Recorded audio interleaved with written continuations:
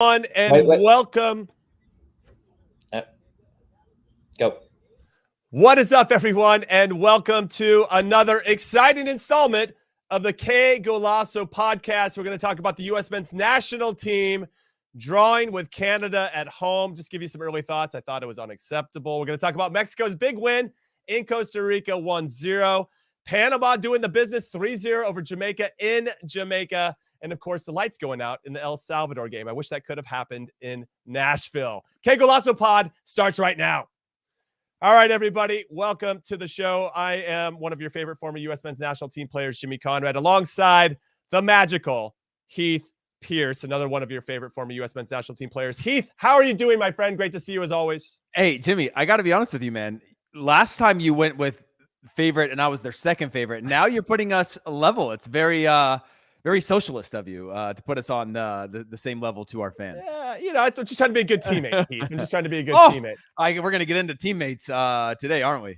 We are. We definitely going to get into some. That's the theme. Before we get there, though, I do want to say you can listen to the Qué Golazo podcast on your smart speakers. Simply say, Alexa, play the latest episode of the Qué Golazo podcast, or Hey Google, play the latest episode of the Qué Golazo podcast, and then it will be there with the soothing sounds of our voice, or another magical Luis Miguel Echegaray. Also, if you're watching live on YouTube, be part of the conversation. Leave us a question. We can talk about it on the chat. Do that right now. And if you're listening on Apple Podcasts, do us a favor and leave Qué Golazo a 5-star rating, because we're delivering the goods all day, every day about the beautiful game all over the world. All right, Heath, let's get into it. US 1, Canada 1. I don't know where you want to start. Let's go pregame action. Okay. Weston McKennie suspended for violating team rules, and then he went on Instagram and said he was sorry for his actions. That's all we know. That's all I know about the incident. But something happens, and I think it was a distraction for the team. Whether Gregg Berhalter or the other teammates or his teammates will admit it. Yeah, Jimmy, I don't know if you had any time in your career where a player is sick match day or whatever it is. You've been going through the training sessions, you've gone through the tactics, you've worked through it and all those things, and then something happens that you can't control, you as a player that's not involved in whatever incident happens. It's a distraction. Now we're talking about the biggest game so far in the U.S.'s qualifying campaign. Obviously, there's only been 2, but it's a huge distraction. And I don't want to speculate. Obviously, he put the post up here that you can see. Unfortunately, I'm suspended, and it was about team COVID protocols.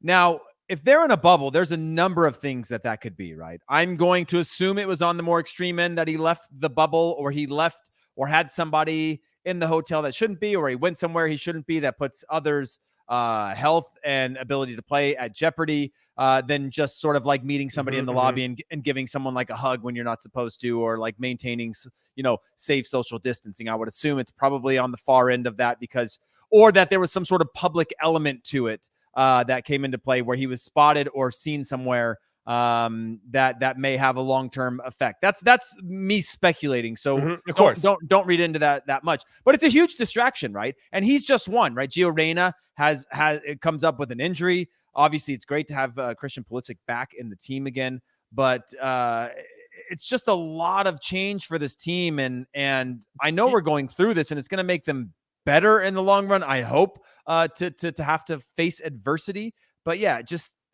not what I wanted to hear. So one of the things, and I know we're getting into the speculation side of things, but what has been proven is that Weston McKennie, while he was playing for Juve, had a party at his apartment, or went to a party where they were breaking COVID rules during a very important time not to be out and socializing. And he ended up getting in trouble by the club for participating in it. So to your point about, can they learn from it? I hope so. But if this is something similar to that, where he's, and you said this on HQ, being a little bit selfish in his decision-making, when all you have to do, dude, is focus on these 3 games.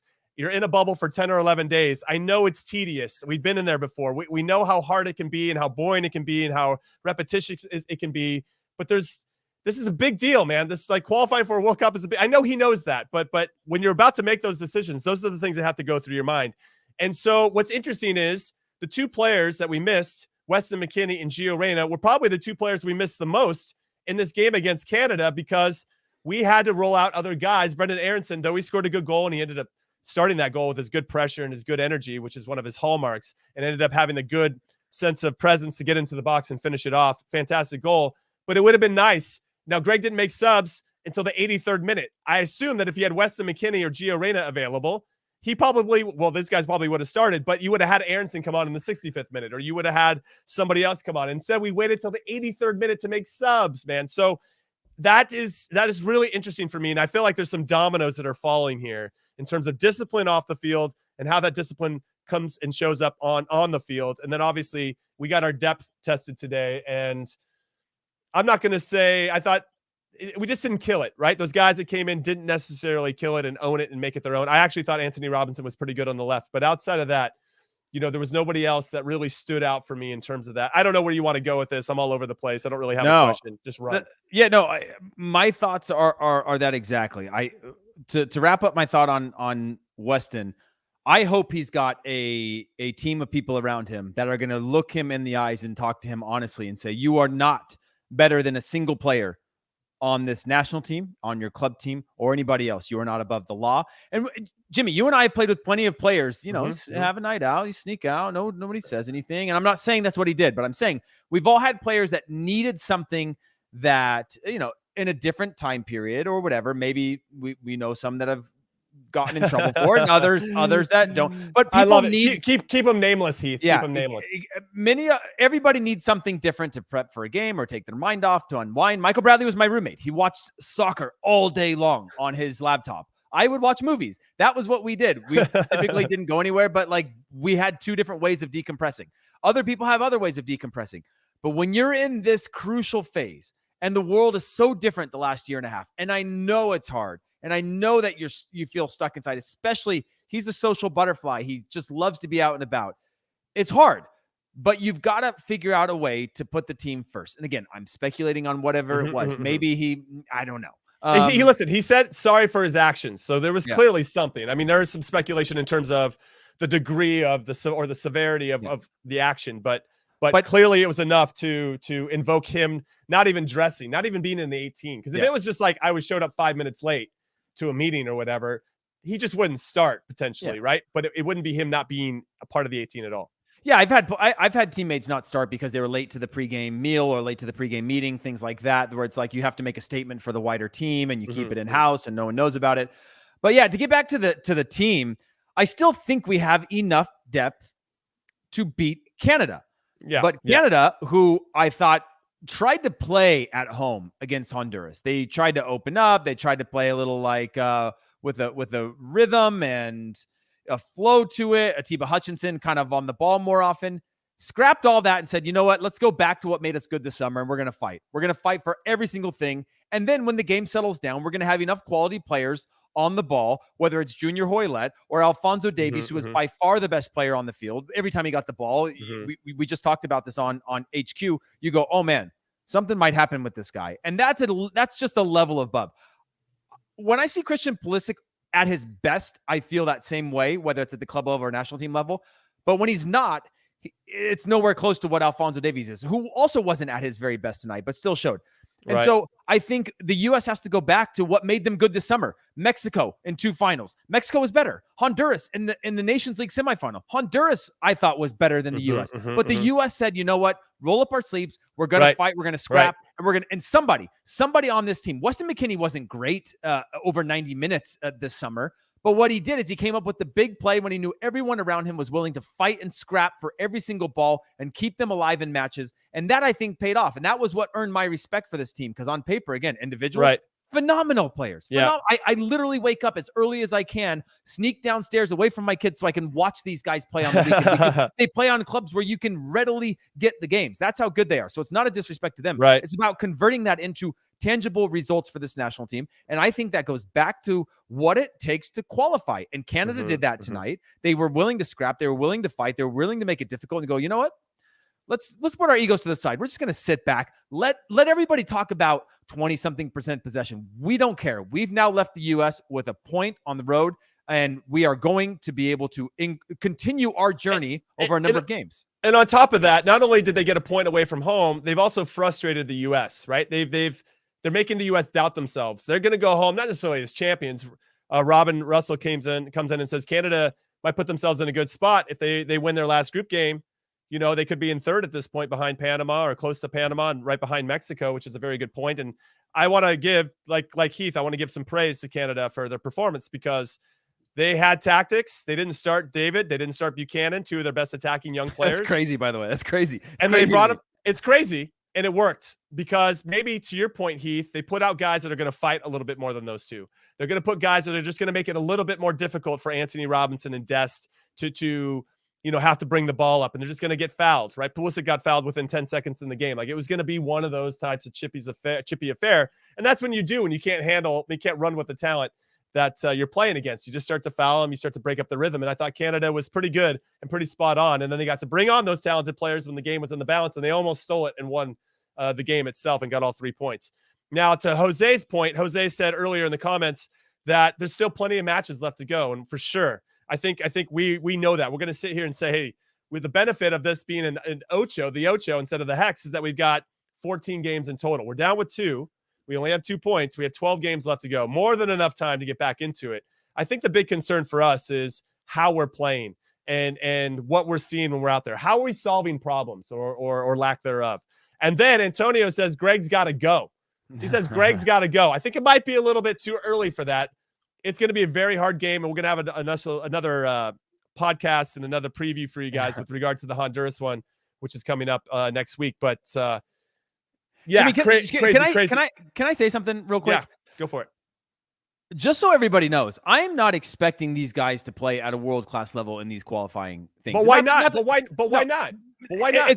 I mean, sure, they could. But what I want to see is when they pressed when Aronson pressed well, picked the ball away, and they connected 7-8 passes, show me that 5 times a half. Yeah, right. Show me that urgency, that rhythm, that understanding of the game. We talk about this new generation, how young they are, the IQ, the level that they can play at. Look what they do on the weekends. That IQ translates. It is this universal game, right? And you're playing at home. Show me that more times in a game.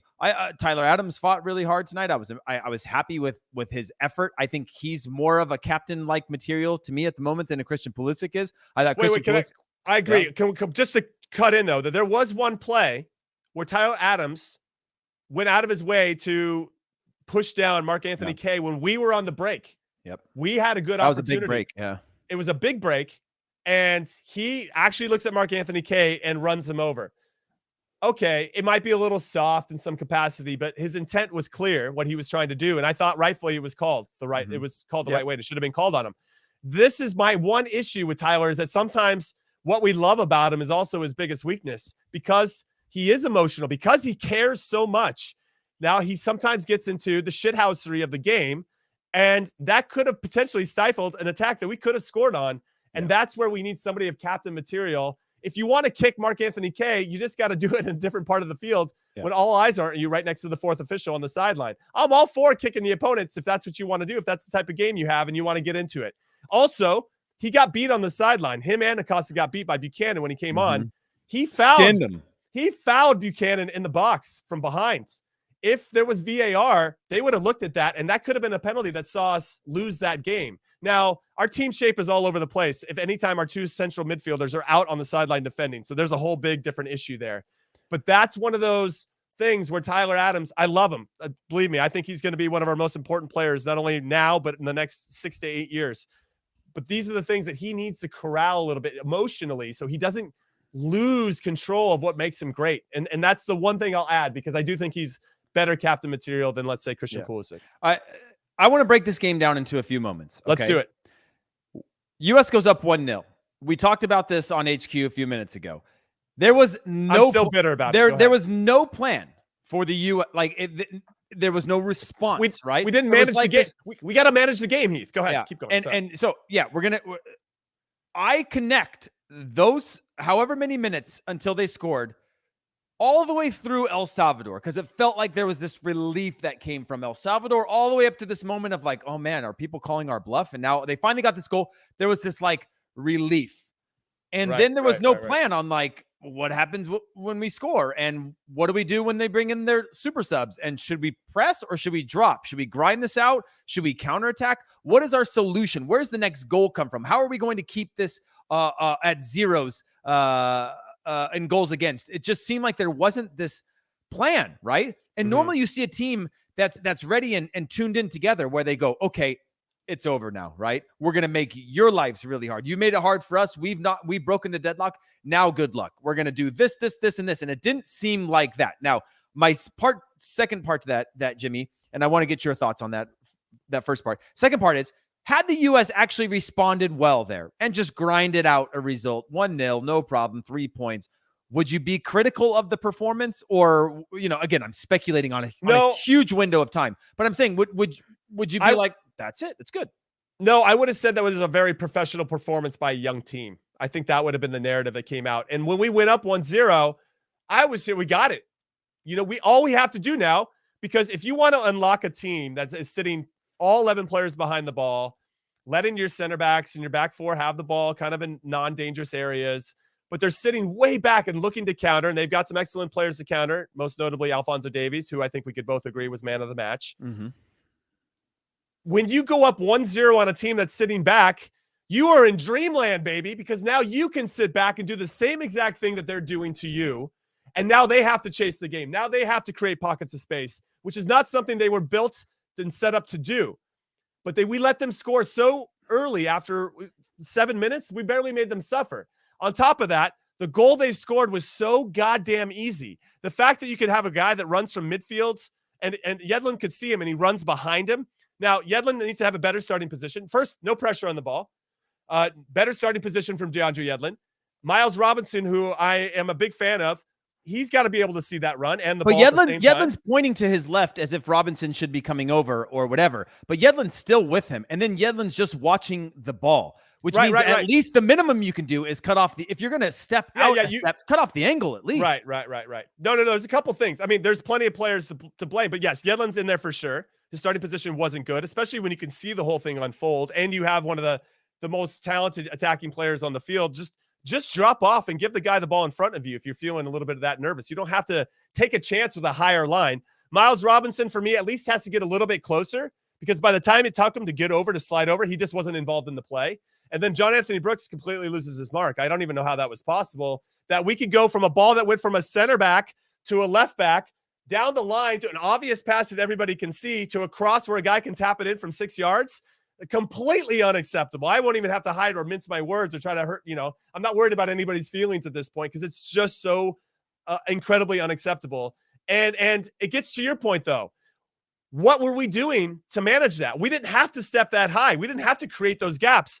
We could sit back and give them some of their own medicine, and we didn't do it, which then speaks to everybody on the field. How are we managing this situation? How are we managing this game? And then when we get to 1-1, we're still in that same thing. Like, what are we supposed to do now? And then they scored in the, I don't know what minute it was. It was the 62nd minute. Mm-hmm. We don't bring on any subs for 21 minutes.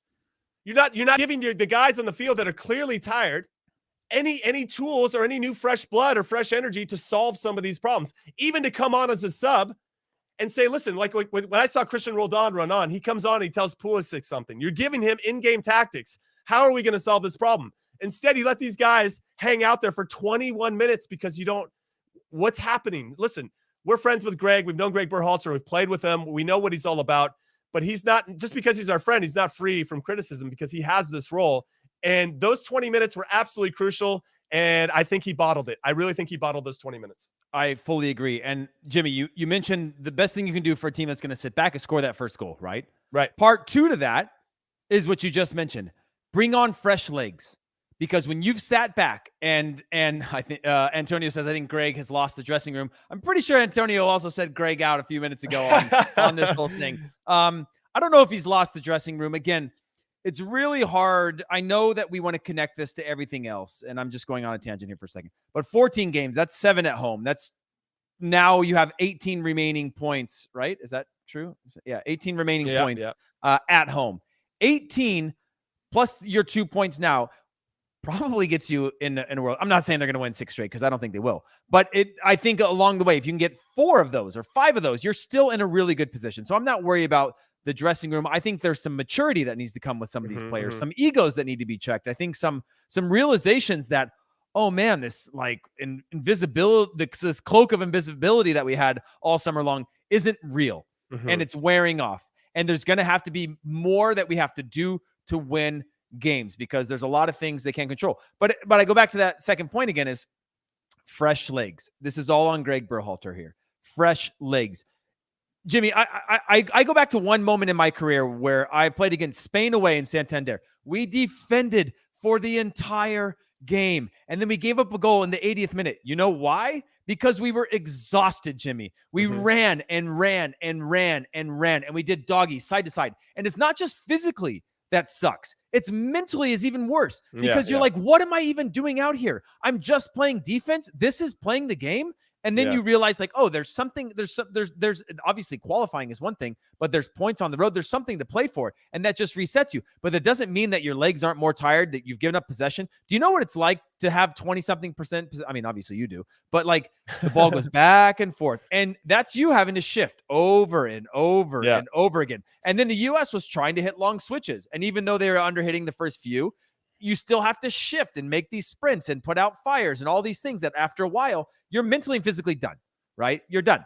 And so that's when you need those fresh legs, just like Buchanan came on against us and was like, oh, I'm going to have a field day out here against these guys because now they're trying to push forward. They're trying to bomb forward. I'm going to find all this space and I'm just going to force them to defend. And I think the earlier Gregg Berhalter could have put those players on the field and at least challenged them, whether it's Pepe. I know Brendan Aronson would have been a perfect player to bring off the bench, as you mentioned with Weston McKennie. But take the players that you have and go after it. Josh Sargent, hey, go make some magic. Go create an impact. Leave the field. I'm going to ask you right when this game ends, did you do enough to help the team get 3 points today? And that's the question I'm going to ask you. And sometimes that's a simple question that you can challenge your players with for being super subs or creating an impact is go on there and do something. The problem is it was far too little, far too late in a moment. And like you said, it was a very tight window where maybe you're thinking we're up 1-0, let's bring on some defensive reinforcements. And then all of a sudden it's 1-1 and you're like, okay, what do I do now? Right. But Right. But yes, we're on the same page, man. And Todd, thanks for the comment. Todd says it looked very similar in the Gold Cup where we just squeaked by with a lot of 1-0 wins, which speaks to your earlier point, Heath, about that maybe there's a bit of a mirage of how good we actually played in both of those competitions. Because when we look at all the games for what they are, Nations League, Honduras, they deserved a goal in that game and they didn't get it. But Jimmy, by the way, you and I never said the U.S. We both covered those games. We never said the U.S. was great. It was all about the fight. It was all about what it means to wear the crest. That is something very, very different. And it was nice to see, actually, right? I think we both said it was refreshing to see the U.S. kind of having that spirit that maybe had been lacking for whatever reason. And then we saw a whole different team for the Gold Cup outside of a few players, Acosta, Leggett, and it looked very similar. Like, sweet. If there's anything that we're seeing throughout Gregg's tenure is that there's an identity of fight. And we haven't seen as much of that in the first two games for whatever reason. There have been players, of course, but it wasn't like the collective that we've seen. And it's been very interesting. Now, with regard to the no offensive game plan, I think there's one in place, Todd. I really do. I mean, we know Gregg well enough. That guy is Mr. X's and O's. But what's happening is they're putting so many players back behind the ball, El Salvador and Canada. That's where we struggle. Okay, hey, Gregg, we've done A, B, and C. It's not working. Like, they're just in those areas that we want to have success. And so it has to be where we start to, how do we, maybe that's not have to drop off per se, but it's okay to hit a hopeful ball into the box and just try to win the second ball. We don't have to overcomplicate it all the time. Or as we saw some of Canada's best chances tonight, just a ball over the top. We have to mix it up sometimes. And we saw this early in Gregg's tenure as a coach. I just want to play out of the back. That was his thing. I don't care if Zach Steffen touches it more than everybody else. He's going to play out of the back. And we got our asses kicked by Mexico and New York. I was there for that game. I was like, what are we doing? Like, we need to have other options. And it's okay that if everybody's thinking the same thing at the same time, it does look choreographed. It does look like there's a plan and thought behind it, that we can lump a ball sometimes and we just go up and try to win it. Sir Alex Ferguson did it all the time. It just looked good because everybody was on the same page. If you do that and only one person is trying and the rest are like, what are we doing? Yeah, it's going to look like we don't know what the hell we're doing. And that's probably true. But if everybody's working together and understanding that, that's where I think maybe that next layer of understanding has to happen, especially because we're not doing a very good job of solving problems when teams drop so many players back. And I will also add to that, because there's been a theme on the negative side with these first two games. We look like we're in a goddamn rush all the time. Like, we never put our foot on the ball and just play side to side and keep it and try to suck them out and make them move, right? You talked about Spain. killing you for 80 minutes before they saw that one opening to score. I'm not saying we have to do that, but we could maybe absorb some of that type of tactics and some of that philosophy, not always have to be in a rush. You get it, you play it, you move. You get it, you play it, and you move, and you look for that one time. At some point, those guys are going to get tired. But if we can never establish a rhythm, especially in their half, it's never going to happen. And instead, we get frustrated. Now you have guys taking risks that they shouldn't. Guys are getting pulled out of position. And that's what it looks like. That's what it looks like these first two games. Yeah, and by the way, JC asked what our 11 is for Honduras. JC, just so you know, we've got an actual preview pod coming out before that match. So make sure you tune into that. We'll give it to you. I need some time to decompress with this one first. I got to do some. But one of the things I wanted to add on to that, Jimmy, was pattern play. I feel like we've got this talented group of players that play in different styles of play, different systems, which is what we all dreamed of, is like all these guys playing at big clubs. But Brendan Aronson, you see how he plays, right? At Salzburg. Press the ball, win the ball in good spots, attack with numbers, bring attacks to a conclusion. Boom. Do it over and over and over again. Okay, they break that block. You drop back down. You have a different way that you press in different parts of the field. Serginho Dest is going to be in a very different type of situation, right? They control possession, and then they pounce when they lose it. Very similar in ways, but different, right? And then we get into pattern play offensively. I keep going back to Serginho Dest. You can tell he wants to draw players in and do 1-2s, right? That requires an incredible amount of technical ability to 1-2 in tight space. Actually, in fact, Mexico does that very, very well. And that's how they beat you. They draw you in to get you to want to press and tackle, and bum, bum, bum, they're out the other side, and now they've spun you. He wants to do that. But is that the type of player that Brendan Aronson is going to be when he's higher up the field? Can the two of them get on the same page? Do they have a rhythm together? And that type of pattern is the pattern that led to a goal. Okay, take away the high press or winning the ball in a good spot. It was 1 pass, back, 2, turn, 3, 4, 5, out the other side. Overlap, 6. It's literally what you see when you put the mannequins all over the field and you're like in, back, out, round, overlap, cross, goal. You're like, okay. And there's something to that I think that type of pattern with these types of players is missing, that comfort and understanding of you know, when you see a really intelligent winger spin underneath on an entry ball into a striker so that they can be facing the game, and you're like, oh, that's how they solve the problem. He doesn't have to just find a new answer. He's now got a guy that you can play it. I feel like some of that stuff is missing, some of that innovative thinking or thinking one step ahead of the play. Take away like playing an entry ball to the striker, because we haven't had a striker to play to for these last two games. They've been completely, you know, their job. And that's why I go back to, why can't the US be the best pressing team in CONCACAF? Take all that other stuff away. We've got young, energetic players that are willing to do the work. So why not force them to do the work? Take out all that other stuff of how can we build up? How can we beat them in? How can we beat a deep block? How can we beat blah, blah, blah? Just literally press the ball. Canada, as soon as you press the ball, they were going to lump it long. We got it back. First 10 minutes, we were doing all right. They would lump it long. 1, 2, 3 passes back to the keeper. Long challenge for 50-50s, like that sort of thing. But again, the one biggest chance that came out of really sharp passing, but it started with a good press. And so I take away all this other stuff, and I'm like, why can't we be a good pressing team? It was off a Canada throw-in as well. Yeah. Yeah, and to your point, I agree with you. We have all the components to make it maybe a little bit more simple. And I don't know if this is the coach or if this is the players or the not the right mix of players, to your point, Heath, but something's just a little off. And I don't know if there's some false confidence from winning the 2 tournaments this summer that we should be a little bit better than we are or whatever it is. But we should never get away from what you said, right? Always the fight. That's how you get success in CONCACAF. And then secondly, we should probably lend that fight to pressing, so we just make it difficult on other teams. I still don't know if we really made Canada suffer. They almost knew they were going to suffer, accepted that was going to be their role today, and then just picked their spots. They actually looked like they were enjoying themselves because we played right into their hands. And I hate that. I hate when opponents feel like they got the best of us, you know?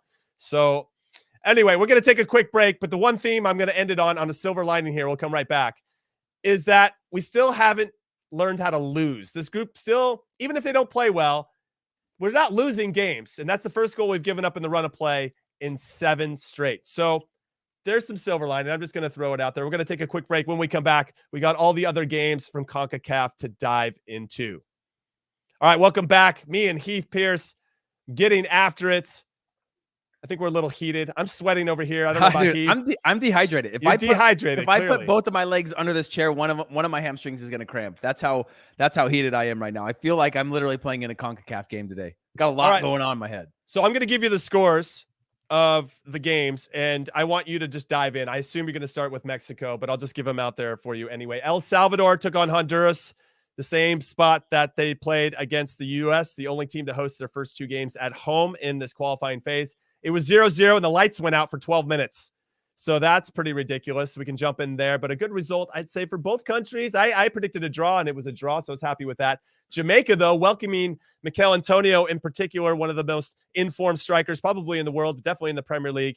And it didn't really go well. I don't think he gets too much time with the Reggae Boys. They lost 3-0 at home to Panama. I watched all 3 of those goals, and it's the defending that really let them down. They lacked a little bit of urgency as well, a little bit of that fight that we're talking about with the U.S. So I'd be pretty disappointed from a Jamaican standpoint if I were Jamaican. And then Costa Rica at home, losing to Mexico 1-0. A 45th minute penalty right before halftime, and Pineda ends up putting it past Keylor Navas. Big win for Mexico, obviously. Tata Martino always under a ton of pressure.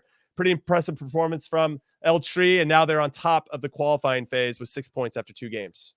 Yeah, I'll start with the Mexico game. Mexico could have lost at the end. They gave up a couple huge chances that could have been goals, like clear chances. One of them off literally the upper top corner, like top bends on the back post. Goalkeeper was beat. And then a couple sort of counterattacks, sliding balls across the goal where, a sliding player like Brendan Aronson does today puts it away. And unfortunately, it didn't happen. But for Mexico, it's a huge win for them. I think the main theme that I would talk about with them is Funes Mori continuing to miss big chances in front of goal, trying to figure out where he fits into this style of play in the system when they need him to be the one that can sort of lift this team up when he gets his chances and didn't convert. Pineda subbed in the 41st minute, scores on the penalty just before half, which is always a nice feeling to show impact and that kind of ROI of coming in. But overall, the main thing for Mexico is not keeping the ball for long periods when they were up. Obviously, you're playing away from home. The legs start to get heavy. But there were times where they were out on the counter and they could have just pulled it back and really made Costa Rica chase the game. And, a poor turnover here and there kept Costa Rica into it. But not a great game overall for Costa Rica. I don't know if you had any thoughts on that, Jimmy, or if you had a chance to see much of that. Yeah, I saw a good portion of the game. I would say I agree with your sentiments about Mexico. What's scary about them in particular is that I don't think they've identified their best 11. Obviously, without Chucky Lozano and Raul Jimenez, hopefully he comes back and can get into a form that would demand a recall. I think we all want that for him, given his significant head injury, Chucky Lozano as well. So they're probably not in their best form, but they're turning those into wins. And our best form is turning into draws. And that makes me a little bit nervous as an American fan that we're going to see this El Tri team that, despite not playing well, are still getting results. And when they figure it out, they're going to be probably close to being unbeatable. And that makes me a little bit nervous, I think, looking forward. But fair play to them, obviously under a lot of scrutiny. Didn't play well against Jamaica at home. Didn't really look good in this game. But they can sit and be at home and complain and whine with 6 points at the top of the table. And that must be awesome. That must be a great feeling because we only have 2 and we're still whining and complaining. So it's interesting. I think Tata Martino, who didn't get to manage in person today, but his lineup choices, he didn't have Santiago Jimenez, who's been red hot, the 20-year-old for Cruz Azul this season. Didn't even put him in the 18, which I think was a big surprise to a lot of fans, because why not go with your youth at this point? These, and we could probably say the same thing about Ricardo Pepi. Like, why not just throw those guys out there? What do we have to lose at this point? We already know what Sargent can bring. We already know what people can bring. Bring on these younger players and let them step up to the occasion and see if they can handle it. That's how we're going to know whether we can trust them moving forward. So that was a bit of a miss. I think Ricardo Pepi and Santiago Jimenez are kind of in similar boats in some ways. And so just giving those young guys a try. So we'll see if that happens moving forward. That said, they got the results, and yeah, it's a fair play to Mexico. They're in a nice spot and in complete control. And next up, they end up going to Panama. So it's really important for them to, and these are the 2 top teams now, Panama and Mexico. Mexico's on 6 points, Panama's on 4. I'm glad, honestly, Heath, and everybody listening and watching, that they play each other now, because it's going to allow us to gain points on one of the 2, if not both. Maybe they draw and we can gain points, but going down to Honduras is going to be a tough test for us. So what were your thoughts on Panama over Jamaica? Yeah, Panama were good. Jamaica were bad. That was sort of a, I love that. Hashtag analysis. Hashtag expert analysis. No, look, Panama took everything that Jamaica gave them. When they had a turn, a player up the wing, bring attack to a conclusion, really challenging Jamaica. I obviously gave Jamaica a bigger chance just because of the attack quality that they brought in for this game. Michail Antonio leading that attack, but they just looked like they were not on the same page. Defensively, they were spread out all over the place. And then Panama, again, they had decent combination play to create their goal-scoring opportunities. And then again, that rising to the challenge of, hey, if I get a chance in front of goal, I'm going to put this away and I'm going to give my team a win. I think, it's weird because you go, well, I wish the U.S. could play Jamaica in the state of disarray that they're in right now. Unfortunately, it's no disrespect to Jamaica. They've had to go through a lot during this window. But you look at it and you go, well, shouldn't they have been excited to play El Salvador, who aren't exactly super strong away from home? And shouldn't they be excited to play Canada at home? Like, you look back at those and you go, squandered opportunities. And if you go to Jamaica, perhaps the U.S. doesn't rise to that occasion or challenge or finish those chances either. So you kind of just got to take it in stride. And right now, Panama's got no problem doing that. They against Costa Rica, they dominated and didn't get the result that they wanted. They should have had all 3 points out of that one. And then now they go against Jamaica away, where they perhaps would have thought, man, if we squandered that first chance, maybe it's going to go bad. They bounced back and took all 3 points from a Jamaica side who, again, I thought was very poor today, but they didn't waste any time recognizing that this team was poor and then just punishing them. Yeah, it's interesting. I'm curious about this Panama team because they have actually looked very, very good in these first 2 games. And now let's move on to the last one, El Salvador and Honduras. 0-0. El Salvador had 70% possession, only 1 shot on goal, though, and the same for Honduras, only 1 shot on goal with their 30% possession. Honduras what a game. Lights went out for 12 minutes. Seemed like a bit of a shit show on that side of things, but they finished it, and it ended up 0-0. Honduras in the same boat as us. 2 points, 1 goal for, 1 goal against. They, I don't know. We're going to get into our preview podcast when we record that one, but with regard to what you've seen so far from Honduras, what do you think in terms of what let's say it like this. How do you think they're looking at this U.S. game, knowing it's going to be at home? They are going to scrap and fight and war. I remember standing behind the goal, the Nations League, when the intensity that Honduras would clear a ball with a header had this this sort of like, I remember those games. Yeah. Like there was like this anger inside of them that was like, you are going to have to go through hell if you're going to beat us. And that mentality at home is very powerful, especially when you have a crowd and you have that atmosphere and you know that it's notoriously a difficult place to play and widely considered one of the more dangerous places in Central America to play. So there is a natural fear factor for the Americans when you go down there. You feel very far from home.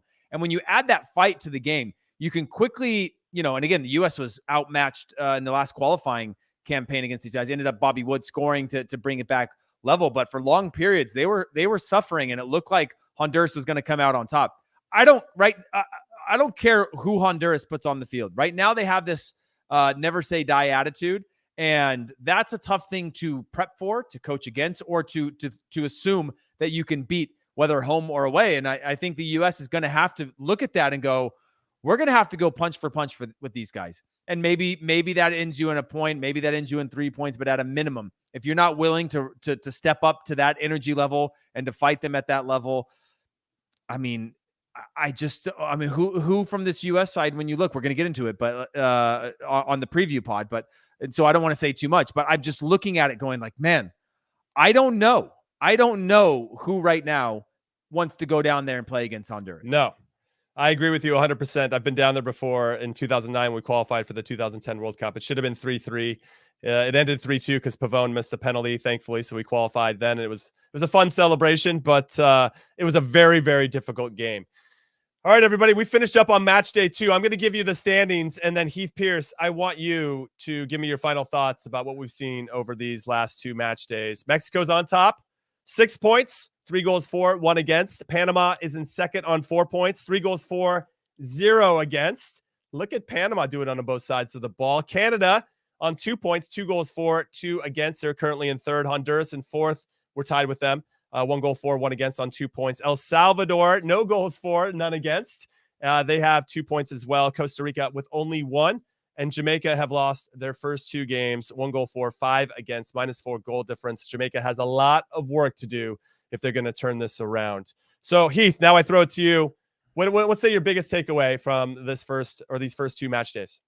My biggest takeaway is that I hope that Mexico beat Panama, because I just like Mexico run away with the points, keep going, no problem. But we can settle into second. Start taking points from everybody else that we need you to take points from, because that's the way that I'm feeling right now. But overall, when you put it into perspective and you look at 14 games, they've got 6 more home games, 6 more away games. They're going to knock out one of those away games on Wednesday.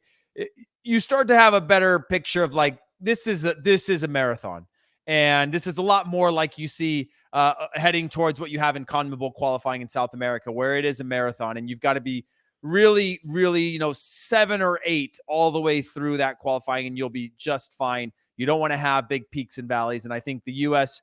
has shown some vulnerabilities so far. But the one thing that I was missing is the thing that I think was there all summer long, which is this like fight and this pride and this sort of, if Christian Pulisic, to go back to that, if he's coming back at the beginning of the game and I'm Tyler Adams, I'm saying, bro, get back up in the front. We don't want you back here. Someone tell him, go back. Like, get out of here. What are you doing? And like that side of like intensity of like, I don't know. It's maybe I'm not explaining it right, but that's the one thing that I would want the U.S. to take away from this whole thing is add everything. Just if you can add that fight that you had all summer long, whether it was with your Gold Cup team or with the Nations League team, I think that's going to get you a lot further than the X's and O's, in my opinion. And then the final thing is, again, the point standings outside of Mexico and Panama, it's wide open. So there's been no real shock movements along the way that I think it still positions the U.S. to be in a great spot and to compete. And again, over that marathon, hopefully start to create gaps with results. But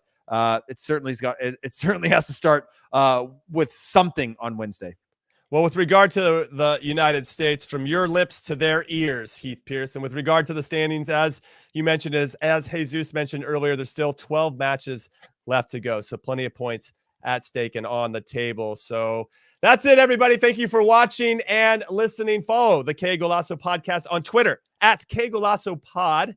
And make sure you subscribe to Qué Golazo's page on YouTube. So don't just hit like, don't just leave a comment, hit that subscribe button, turn on your notifications so you always catch every single episode, especially as we go through World Cup qualifying to get more of my handsome face and Heath as well. And of course, subscribe to Qué Golazo wherever you get your podcast. We'll be back on Tuesday to preview match day 3 as the U.S. men's national team traveled to Honduras looking for that elusive road win. We'll see if they can do it. I don't know. I think I'm a little nervous right now, Heath, but I'm going to give it a couple days and maybe my thoughts will change. Thank you so much, Heath. Always a pleasure. Thanks, man. And thank you for everybody for listening and watching. We'll see you soon. Later.